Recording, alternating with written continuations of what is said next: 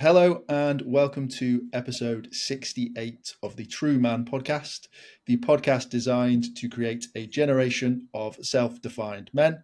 Today, I'm joined by Dan Summers. Dan, it's an absolute pleasure. How are you doing today? I'm okay, thank you. Cold, but other than that, all fine and dandy. Yeah, for video watchers or audio listeners, Dan is in a big coat and a hat as his heater is broken and it's freezing in the UK right now. Yeah, I'm not waiting for a bus or anything like that. Yeah, awesome. Dan, as always, where we start the podcast, in your own words, what makes you a man? I was hoping so much you wouldn't ask that, but I'm well aware. It's your fact. I've been thinking about this for ages now, but I can only say through my perspective as a dad and as a man. I think for me, it's just the person people look up to for accountability. Personally, like it's what's the other word I'm looking for? Yeah, so accountability. Yeah, I think that's pretty much that's it. If I'm honest with you, yeah, I'll play the whole. I'm sure people watching this will get annoyed when I say I'm the provider and whatever else, but that's actually the life I've chosen. Yeah, it really is. So there we go. Short and sweet. I like it. It's simplistic, and I would like it to be simplistic for a lot of people. So it's nice that you can summarize it in such a short way. I think people try and overcomplicate things, and if you've got a nice, simple answer to it, then amazing. So yeah. No, absolutely. Awesome. Well, Dan, why don't you tell us a little bit about who you are and what it is that you do in the men's space? Okay. Well, like you said earlier, yeah, I'm Dan Summers, and I guess the reason, my main thing is what I'm known as now is that this. I hate the term CEO. It just seems a bit. I started a charity which is called MANUP, and it's a charity which is actually quite new. It's been running for 4 years. No, 3 years as a charity, 4 years as like an idea. Yeah. It was supposed to have been a one-off event, and it was a bit gimmicky, if I'm honest with you. But because of COVID, it just blew up into this charity, and here we are we're wildly known pretty much all over the country, saving lives and all sorts, and that's something that I'm really proud of. Yeah, amazing. So MANUP is arguably a bit of a derogatory term. So why call it MANUP? Yep. Good question. Absolutely. So basically, I called it MANUP originally because I wanted to relate to men. MANUP is not designed to educate people in the mental health space originally it was like that. This was giving men voices about what's going on in their lives.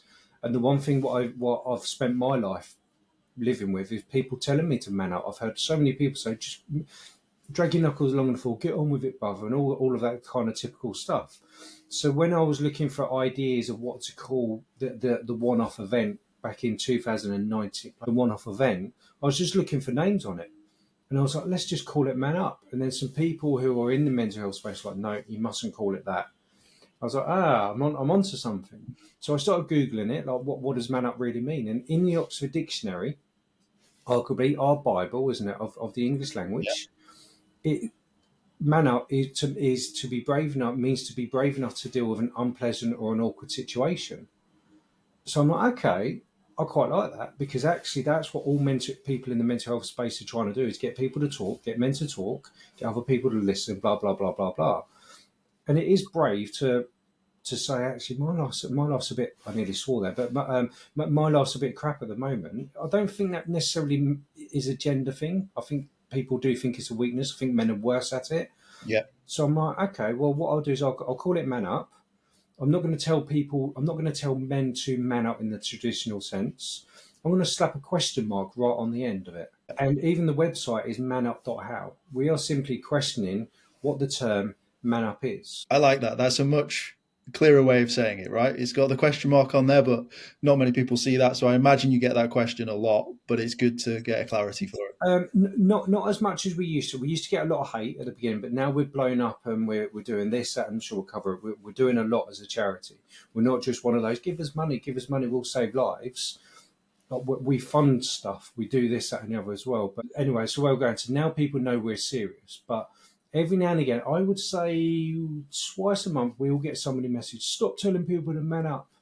And like clockwork, and I should learn, just ignore it. I can't help but look at their personal profiles. I can't help it. But then I look at their stuff, and they're the typical people that they've just signed up, or they've just done a mental health first aider course, Yeah. We've done some sort of rule. I'm not undermining that kind of stuff. I'm really not. But the rule 101 of all mental health training, even entry level of mental health first aider, and it is. It's not a qualification as such. It's a course. And Yeah. yet again, I'm not undermining it. I think it's got a purpose. That doesn't mean that you're a psychologist. It doesn't mean that you're a therapist.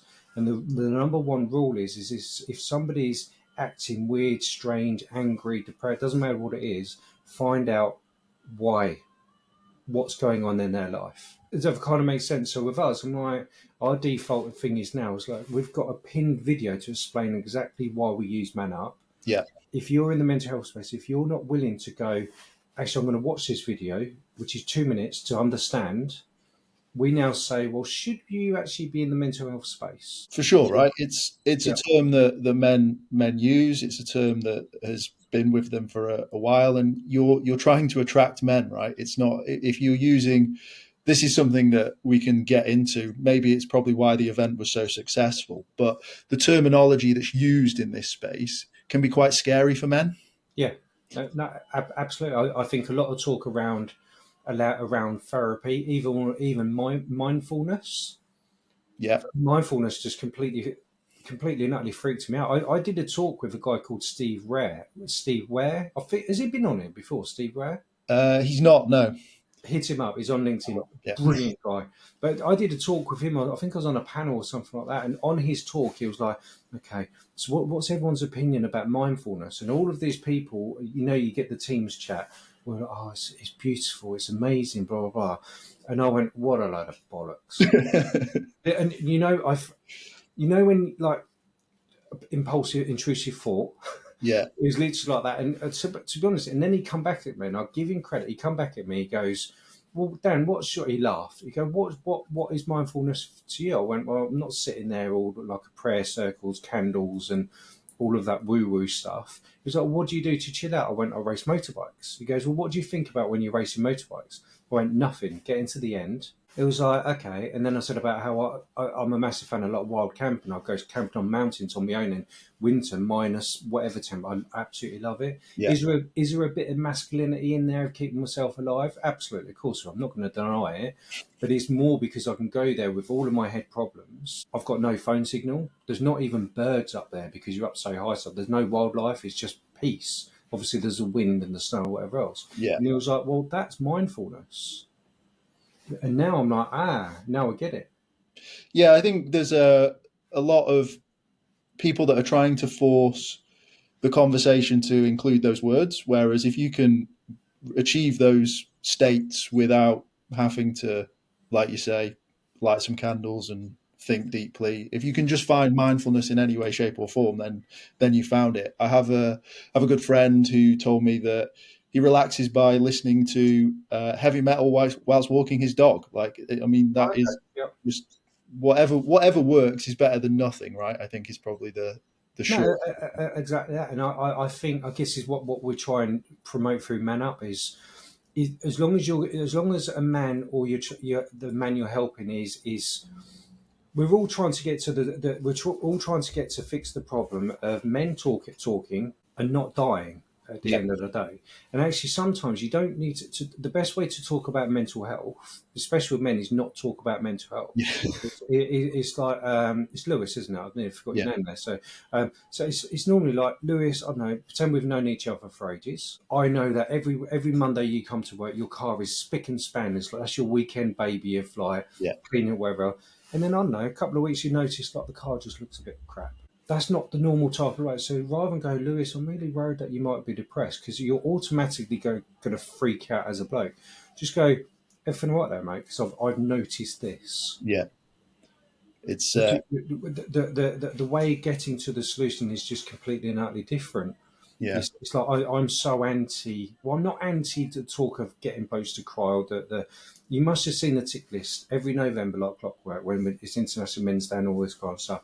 Men can cry. Men should be emotional. Men. It's like we're the only type of people where we're told how we should talk, how we should react, and how we should respond. And if we don't fit that mold, then it's our fault. Yeah.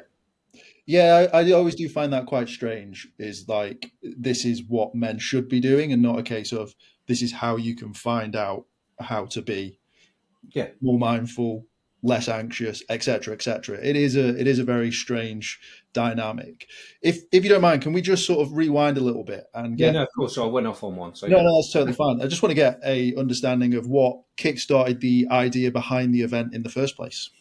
Well, it was after Keith Flint died from the Prodigy. I got Yeah, a text message. I knew Keith. Were we best mates or whatever else? No, we weren't. We knew each other in various circles, known each other for a number of years. And that one kind of hit me hard.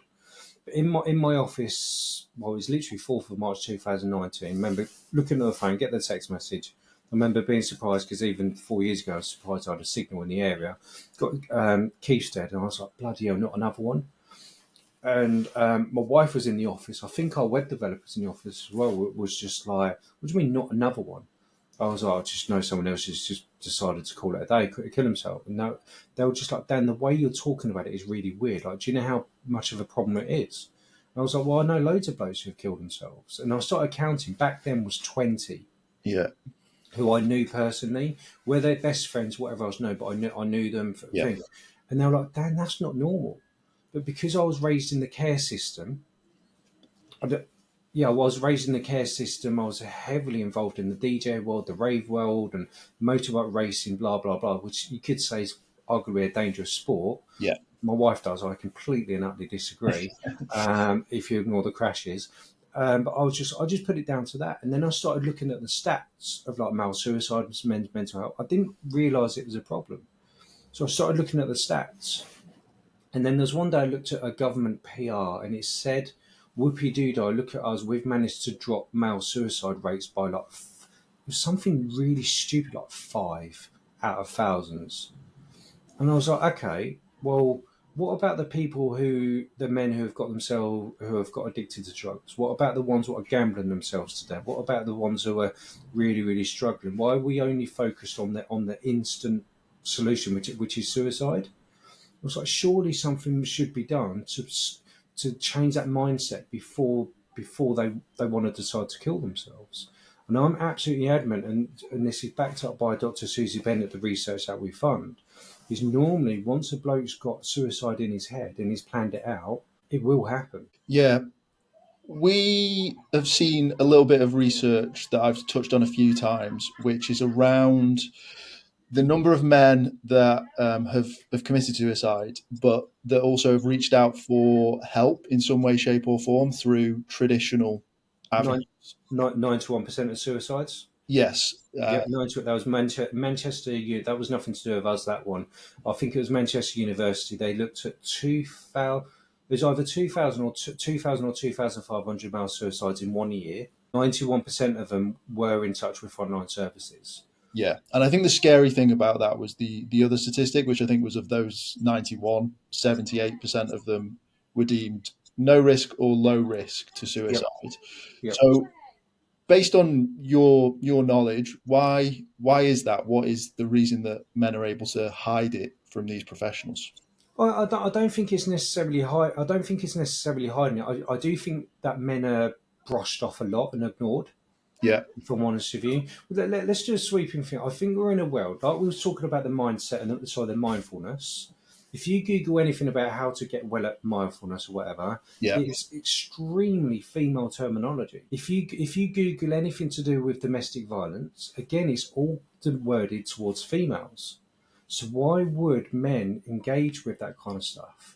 Even Suffolk Police, they shared something about if you're a victim of domestic violence, contact this charity. A brilliant charity. They deal with both genders. But in the post, if you're a victim of domestic violence, blah blah blah blah blah, and then it just flipped. I can't remember. I don't want to quote exactly because I'm going to get it wrong. And they deleted it after I complained.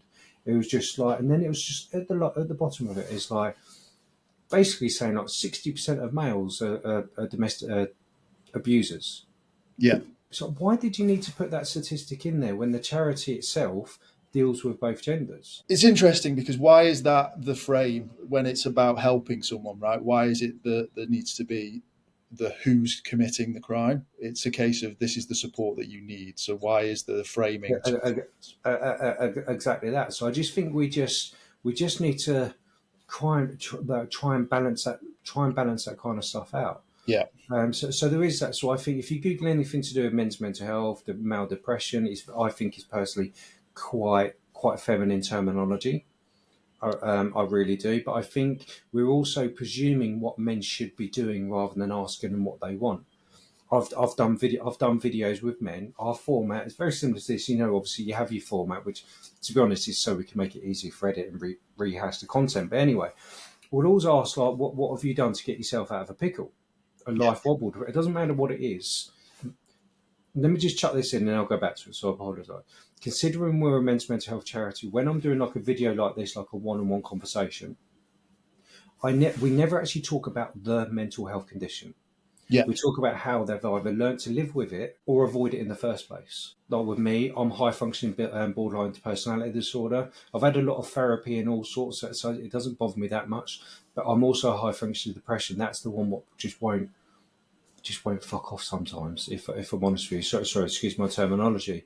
So I've had to learn steps to go, right, actually the motorbike racing really works for me. The wild camping works for me better than all therapy and anything else. I had to spend ages working out what works for me just so I can get rid of the brain farts. Yeah. I think that's what we need to be doing, is actually asking men what do they want. I've had men, and I'll go back to what I was saying. I've had a man who's a sniper. No, I've had a man who's a sniper. He's one of the not a lucky one. He's one of the lucky ones that after the wars, he went downhill really, really bad. But where he was lucky is he was offered all of the therapy from everything. It was given to him on the plate. He's very, very blessed. None of it worked. Still tried to kill himself. Still went completely, like his words, completely and utterly mental. He started a knitting group in his local library with a group of old ladies. I think they meet once a month. And I remember in the video going, I thought he was taking a pee. I was like, you what? He goes, no, I don't. He goes, once a month. Me and a load of old dears at a local community, they sit around in a circle, knitting, teaching each other, putting the world to rights. They've all lost people because obviously they're their age group. They make cakes for each other, and they all bugger off home. And it works for him. Absolutely works. There's another guy, Danny, he runs a microbrewery. I've rinsed this so much now, so I apologise. But he's, again, after COVID nearly killed his business, he went downhill. I think he was blessed. He's tried all the traditional stuff. None of it works for him. I'll emphasise for him. I'm not saying therapy is bad. I have it myself. Yeah. Just we've got to find something what finds for us. He started a ferret walking group up Yorkshire. It's a niche one. It's brilliant. As you can probably tell, I literally rinse that at any moment I can because I'm like, okay, well, he's tried everything. It's just nothing's really fit the mold for him. But for him, that sense of purpose of organising that, the same as the sniper, the same as all the other people I've done. Yeah. It gives that man some sort of purpose. And I think we need to be promoting that. And this is exactly why the NHS now, like doctors, they're looking for like social prescribing. Yeah. Have you heard about this local knitting group, walking group? It doesn't really matter what it is. We're actually on social prescribe lists ourselves. I think we need to be promoting that actually, rather than telling men how to talk, how to respond, blah, blah, blah, blah. Actually say, what can we do to help you? Yeah, I think that's a really interesting way of looking at it. Do you think that men want that sort of conversation because we're perceived as solution-based? Yeah, I think so. I've said this many times. I think the main difference between men and women, in my opinion, is women. We all know women are more than happy to talk about the problems and ask for help and share. That they are bloody good at it. Yeah. Let's not pretend they're not. I think men, we want to fix our own problems first. We at least want to give it a go. Yeah, and what's your thoughts on this? So you spoke about the sniper going through traditional routes, going through everything that was available to him, and eventually landed on knitting with old dears. I personally went through my own suicidal ideations and had these sort of issues. Part of that for me was just trying to get out of each stage of a rut. So I basically looked at myself in the mirror and I was like, I look like a bar of soap, or skinny fat as it's maybe more known. So I was like, this needs to change. So I started walking regularly. But at the same time, my partner at the time was still saying, you need to go to therapy, you need to do this. But I knew that wasn't the case. For me, it was just a case of trying new things and different things to see what was working, to almost recreate a new regime and a new me rather than just going to therapy. I now look at it now as a case of I wasn't ready for therapy. So to put that into perspective, I'm considering therapy at the moment to work on Yeah. other things, but it's taken me 3+ years to get to here to even consider it. So is there a bit in the journey? Well, I believe there is. I went through my life absolutely hating therapists. I've tried it, and I think it's more because I've been told to have it, Yeah. and I had it, or spoke to people because I was told to do it by partners or people around me. But nobody actually asked me what. Nobody actually. I did it more to shut other people up, just to get them off my back. But yeah, again, I don't want to sound anti-therapy. I have therapy every week. Yeah. I'm not anti, but that, like you, it took me quite a number of times to not only get off my ass and actually do it, but also find the therapist which matches my personality as well. Yeah, I think sometimes we just got to let men find their own journey and just up to a point hold their hand a little bit while they're doing it. Do you know what? It's perfectly fine to let a bloke completely and utterly cock it up. Just let him do it. Just be there. Just be there for him. So there's a lot of conversation around men needing to talk more. Don't And get me you, started. Yeah.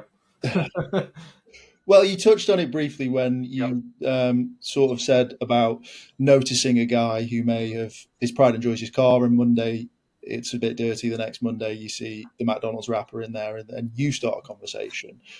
What do you think's missing from men to have these conversations that allow them to fail, which is what something else you touched on, and basically be there for each other? How do you? I'm not sure I understand the question. That's probably my bad. No, it is a tricky one to explain. And what I'm trying to get at is that I agree. I think the narrative of men needing to talk is a little bit tiresome. I think a lot of men do talk, as statistics show. I just think there's an element of maybe not saying the right thing, or the person that is being spoken to is not able to ask the right questions, or is not able to create that environment where failing feels comfortable. Yeah. Okay. I think that makes a bit more. I think that makes a bit more sense. I think that's more on me than you. I think we need. It's very very rare that anybody speaks to more than one person at one time. Very very rare. I'm not. I'm going to ignore the groups and all this kind of. There's some really really good ones. I'm on about. Let me give you some examples. Like I said earlier, I'm BPD, high function BPD, but I think I've kind of grown out of it in therapy and all. It doesn't bother me that much. The depression does a little Yeah. bit. So my wife now knows like the signals. If I'm not sleeping, I'm sort of basically her words turning into an arsehole. So she'll say to me, "It's like rather than like I can see you struggling," because I just don't react to that terminology. Yeah. She'll literally be like, "Then maybe you should go camping for a couple of days." Like my chair trustee Steve, we've known each other for many years. Again, I've rinsed this one as well because we've known each other for so long. He'll be like, Dan, you're being a prick. I'm not suggesting that everybody goes out calling everyone who's struggling a prick. It's use the terminology what you're used to. I think when we're talking about mental health, I think it's not I don't think it's necessarily a gender thing, but when we see somebody struggling or we know somebody's struggling with their mental health, it's like we all put on a white coat and turn into doctor mode. Yeah. Be kind. Is that maybe something that's to do with that? Where No, it's we're due that, aren't we? So that what is that February when sadly Caroline I think it's February, isn't it? When Carolyn Flack took her life. yes, it's close. Yeah. So like clockwork, one of those things everyone will be, or most people will be sharing. Be kind. It's like, well, what about the other 364 days? Is that the same as like mental health awareness days and all this kind of stuff? It's like everyone just be more aware all the way through the year. And I think men react to things like Movember. I think men tend to shut away a little bit unless they're growing a moustache, just because up to a point want to fit the part. Yeah. I think the true meaning of these dedicated days, whatever else, I think they're just lost, completely and utterly lost. The amount of conversations I've had with men, they're like, "Oh, my office is forcing everybody to grow a moustache for this Movember." But they sacked somebody 2 or 3 weeks ago for being off too much because of their mental health. Yeah. You got to practice what you preach, I guess, right? No, exactly that. I just think the whole conversation about men's mental health is just got so white coaty. Like I said earlier, sometimes the best way to talk about mental health is not to use the terms mental health. If that means like Lewis, you're being a dick, mate, is everything all right? Then say Lewis, you've been like, your car looks a steak, mate. You're not normally like, what's going on there, mate? It doesn't really matter. You don't need to use the terms mental health. I think that just freaks out a lot of blokes. And I think we're moving into really dangerous ground as well, that if you mention the term mental health, people automatically say, I haven't got mental health. Yeah. Or actually, every single person has mental health. Exactly the same as we've all got a heartbeat. But now we've tarned that word mental health. We need to be promoting, get rid of the small problems before they escalate into big problems. Yeah, I like that. It's really nice. I know someone who was asked or suggested that they went to a men's mental health group, and his response was, "Why would I go there? It'll be full of mental people." So, I think I might have said that myself over the years. So yeah, absolutely. But this goes to one of these things. Is just you wouldn't ever go to a men's. I wouldn't. I personally wouldn't go to. As me as a man, ignore the CEO stuff. yeah, Me as a man would never go to a men's mental health group. It just the thought of tissues and moaning and no, not a chance. But I would go to a hiking group. I would do something else. So we've got to get rid of that tick list. And that it's just like what one of my friends, he's well, our ambassador Ben. I really, he's into the. He hates me saying it. He's into the arty farty drawing stuff. Absolutely love it, and he's doing really really good stuff. And I do joke about us all arty farty and all this kind of stuff. But there was a guy I was dealing with a little while ago, probably a good few months ago now. He was really struggling with stuff. Obviously, I've done the default. Have you thought about this? You thought about that? No. Straight away, office. Well, there's a guy here who does all that arty-farty stuff up the road there. Why don't you go in his group? He's not judgy. I think he still goes there to this day. yeah. It's just finding what you want to do, right? Yeah. Like, I think sport's a big one. I think sport's pretty standard for a lot of people. I think that's something that's quite quickly lost when you get family. It's you put all that on the back burner. You might not have played football in God knows how many years, or you might have got injured and you can't play it. So you just got to find. I hear that a lot. Actually, when they get injured or they feel they get too old or fat or whatever else, Yeah, I hear that a lot, especially with sports. It's like, well, do something where you find that you've got a purpose. Do something you enjoy. There is no woman on the planet would argue that they're allowed to have a me day. Not a chance. And I really don't think there's many women what would allow their fellas to do that. I think we're moved in a weird place where all women are naggers. And I don't think they are. There are. My wife can be a nagger. She really can. But actually, we need to separate that line of, is she nagging, or is it she's trying to get through to me because she cares? yeah. It's interesting.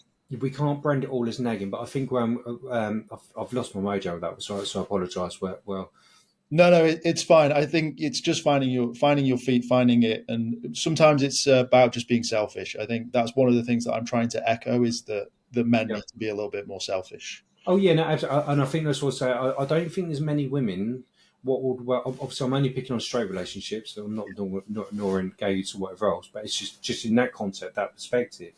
I think there's not many women on the planet in a relationship who would love to get rid of their husband or partner for half a day.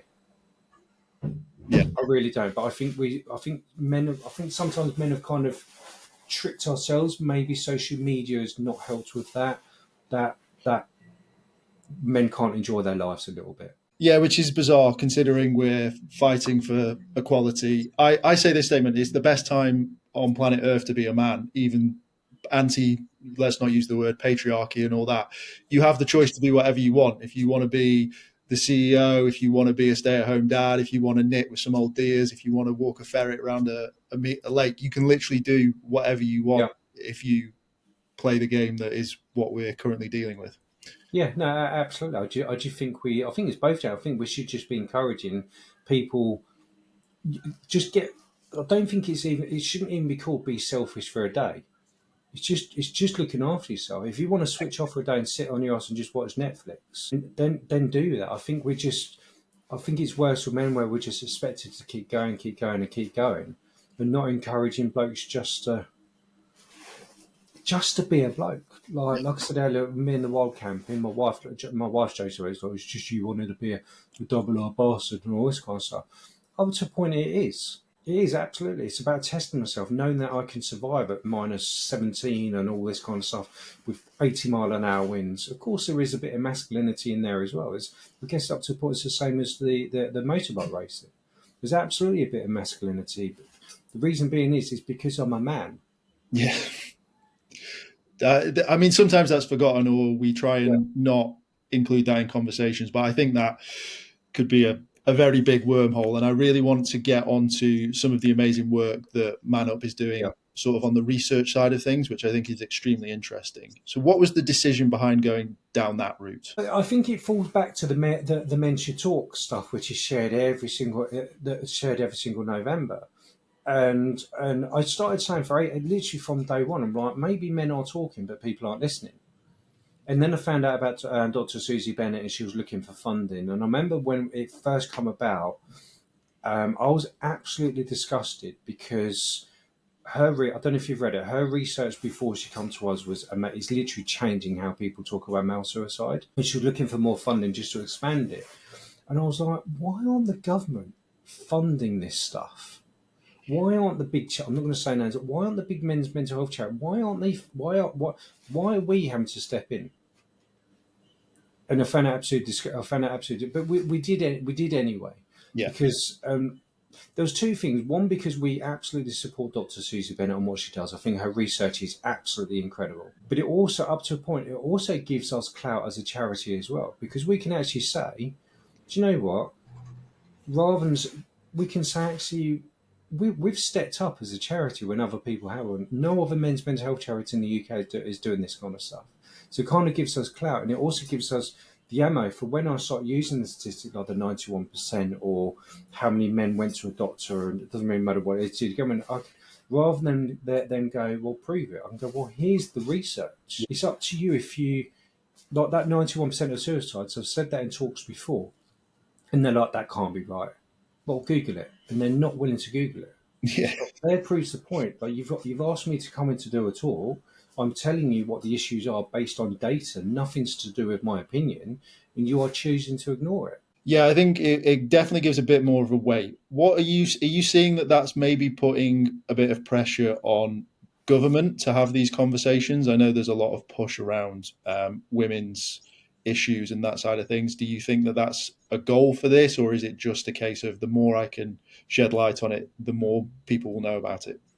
Well, for us, it's helping Dr. Susie Bennett get it out to as many people as possible. Last year alone, we've done 4 or 5 events all over the country, and every single one of them were rammed.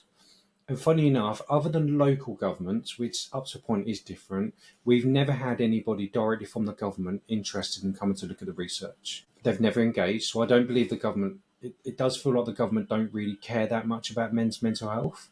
I think they're too focused on other stuff and votes. Yeah. If I'm honest with that, that's just how it feels, and this is things what we're trying to fight against. So I was in a video with Downing Street 2 years ago to talk about a reform of the child maintenance, the CMA, CSA, whatever you want to call it. We were the only men's mental health charity in that space.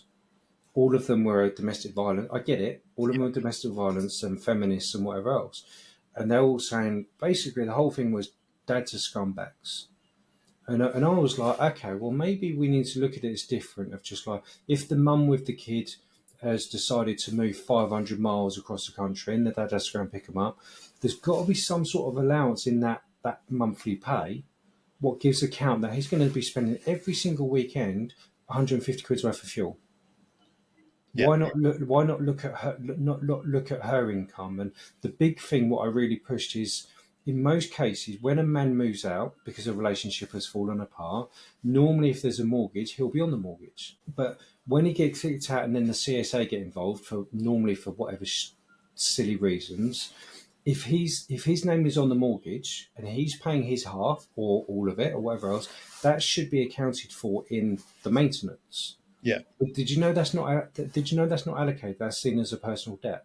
I didn't know that. No, that's So the man is still paying for the mortgage or half the mortgage, while normally the wife, partner, and the kids are still living there. And well done to him. Yeah. But that's not accountable out of the child maintenance. So he's got to pay that. Yeah. He's got to pay the maintenance, which I do not object to whatsoever, as well as trying to rebuild his life, paying rents and whatever else going on. And I'm like, how the bloody hell is that fair? No, yeah, it's interesting because I'm pretty sure that it's include the home is included in other things as well. Like the sale of it might be put on hold if that's going to put pressure on where the mum and the children can move, right? So if it's accounted for in one column, why is it not accounted for in another one? That was Exactly that. And I was just raising the question, but even with that, literally everyone in that teams, it was teams because of the government, they were going nuts. They were just, what about abuse victims or whatever else? So I was like, yeah, again, I'm literally sitting here with the government and all these charities, and you're basically saying that all men are abusers. This is the problem. So I would like to get your thoughts on this. So for me, I'm really interested. You touched on it very briefly. The other things other than suicide that men sort of get into. For me, drinking, drug abuse, violence against women, violence against other men, or sexual or just aggressive, are all from the same cloth. So why do you think that they aren't being looked at in the like looking at the source, as in why are men doing this rather than men are doing this? That's a good question. It's the question that I've been asking. Absolutely. I think that I used to run soup kitchens and I used to do a lot of outreach with like the homeless and whatever else. And very few people ask, why did they get in that situation? Why did they start taking drugs? Why did they start drinking and whatever else? The abuse stuff, I personally think if any man raises a hand to his woman, even in anger, I think that they're in a different thing. I'm not interested in that kind of stuff. I just don't think there's. But vice versa, I don't think a woman should even raise a hand to a man at all. I think if anything needs to be equal, that kind of needs to be. I think we need to get to the bottom of. I'm not scared to ask why is that person in that situation. I have fed. I remember, and it still haunts me. There was a guy who started doing soup kitchen a few years ago.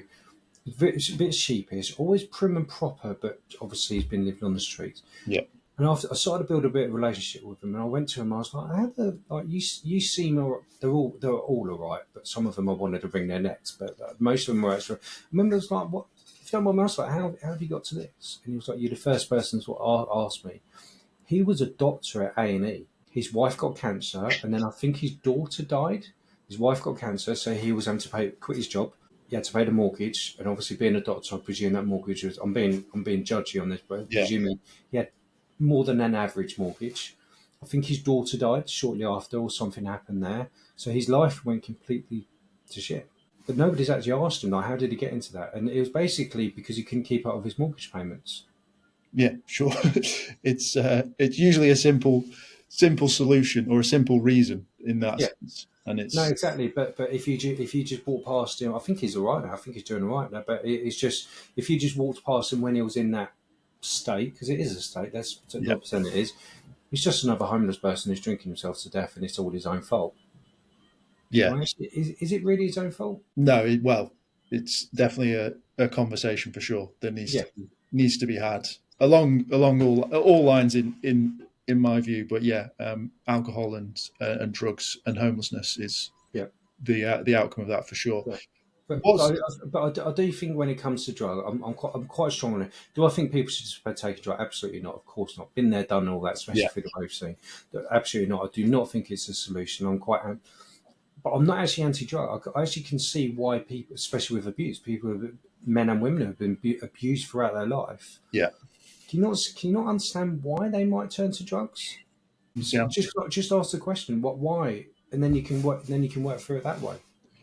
Yeah, well, I think that's sort of encompasses in what you're looking at, right? Which is that what can you do to start? What can you do to make yourself feel better? How do you preempt most of this rather than waiting for it to happen and having those other conversations which you could have prevented by just doing something and having a conversation with someone a lot earlier in regards to what's going on.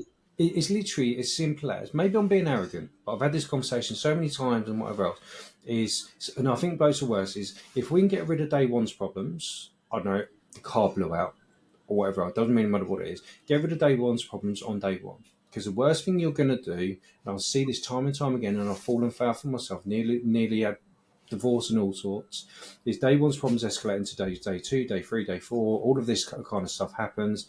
And then, in my case, the wife is like, Dan, I know something's wrong. What's going on? Society's telling me that she's a nagger. Other blokes up to a point are saying, oh, she's just bloody nagging you. No, Yeah. actually, up to a point, she's not. It's because she cares. But the difference between men and women is, I think, like I said earlier, is we shut away trying to fix our own problems, trying to find a solution, even though sometimes there isn't one there. A woman, especially in a relationship, after day 4, 5, 6, or a couple of weeks of going, I know something's wrong with you, talk to me, will start losing confidence in the relationship. And the woman then will start going to her friends, something's going on. Like, am I being a bitch? Am I being horrible? And of course, they're always going to go, no, it's you, it's him. I can see why. Or even worse, she'll speak to her mum. And if mum gets involved in your relationship, it is game over. So we now actually say, get rid of the small problems before they escalate into them big problems. Like that. Nice and simple. No, exactly. And it doesn't need to be just about mental health. It's just, sometimes life is just shit. So I keep throwing myself on. Sometimes life is just, not everything's about mental health illnesses and problems. Just sometimes life's crap. Yeah. Well, I think good mental health is the byproduct of doing the right thing, and just bad mental health comes from what you're saying, which is not dealing with stuff as it happens. It's pretty. There's obviously spectrums to this, and there's ways that people fall into differing disorders, and there's ways that some things are inherent. But for the majority of people, it's just a case of not dealing with stuff. Yeah, it's literally as simple as look after your mental health before it turns into a mental health illness or a mental health problem. Yeah, like you're saying, yeah, there are some more severe ones, obviously schizophrenia and bipolar, whatever. They do need treatment, and I absolutely applaud all of that and welcome all of that. But actually, the statistics show we're just talking to the everyday people, not the ones. But yeah, again, there's a guy called Antonio, schizophrenia. He was like advising BBC EastEnders and whatever else. He's worked out ways how to live with it rather than choosing to suffer from it. The minute I'm only on about like the severe stuff and the people who might be like properly depressed or whatever else. Sometimes you need to learn to find ways to learn to live with it rather than suffering from it. And once you can get to that, the road is open. Love that. What's next for MANUP? Well, funny enough, yesterday, whenever this uploads, so on Tuesday the 25th, we've decided we're going to work with Susie Bennett for another year. Just to expand on more research or whatever else. So I'm really looking forward to that.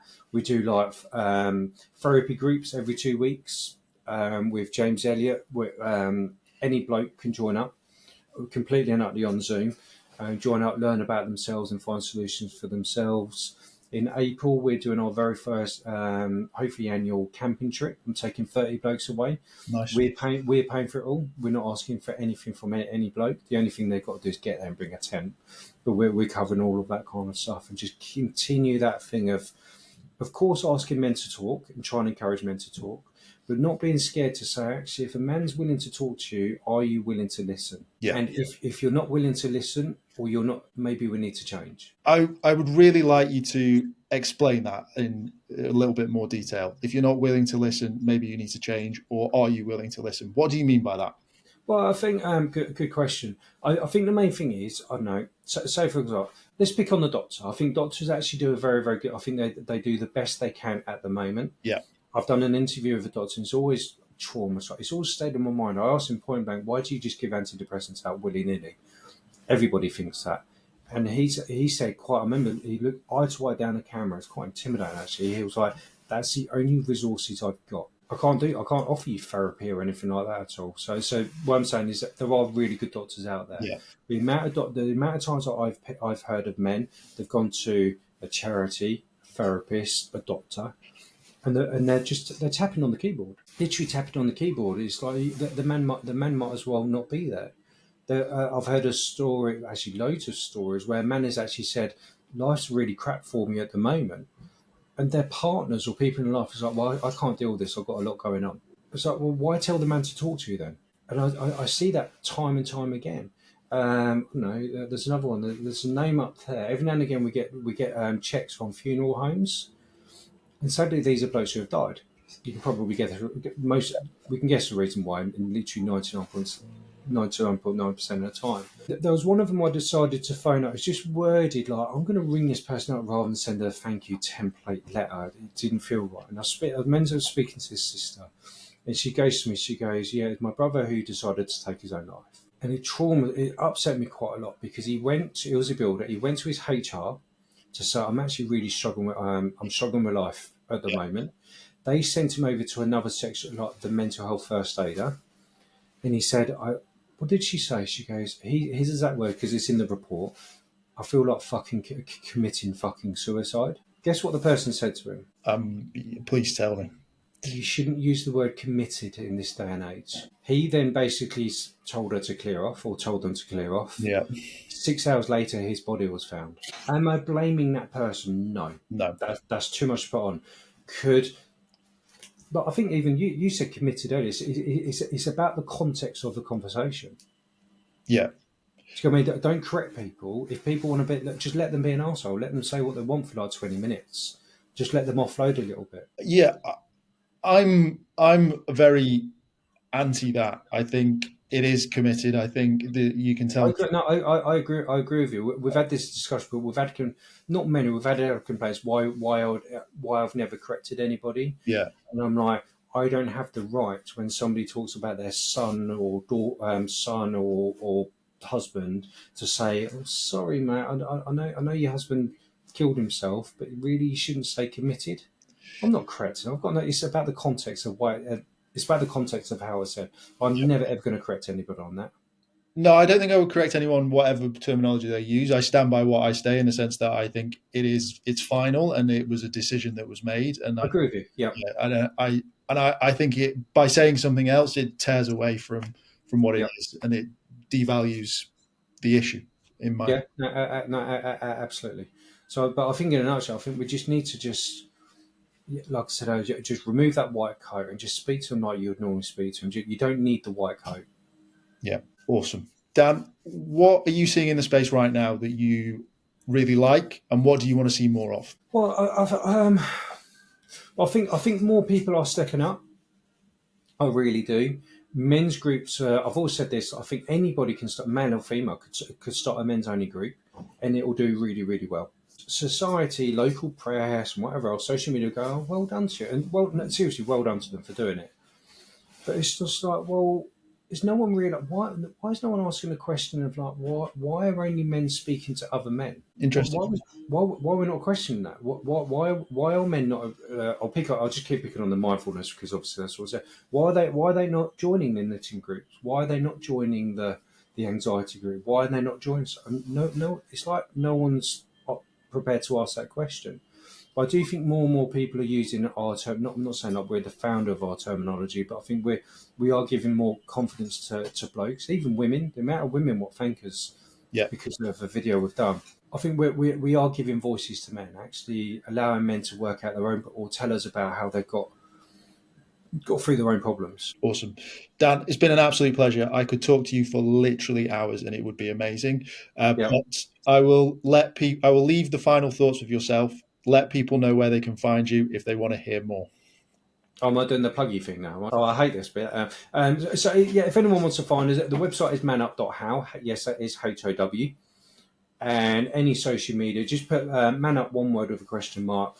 You'll find us. And the one thing I will say, if it's a go plug it, we're always looking for men who have got a good story and they'll be willing to do a Zoom because that video might save a life or change your mind.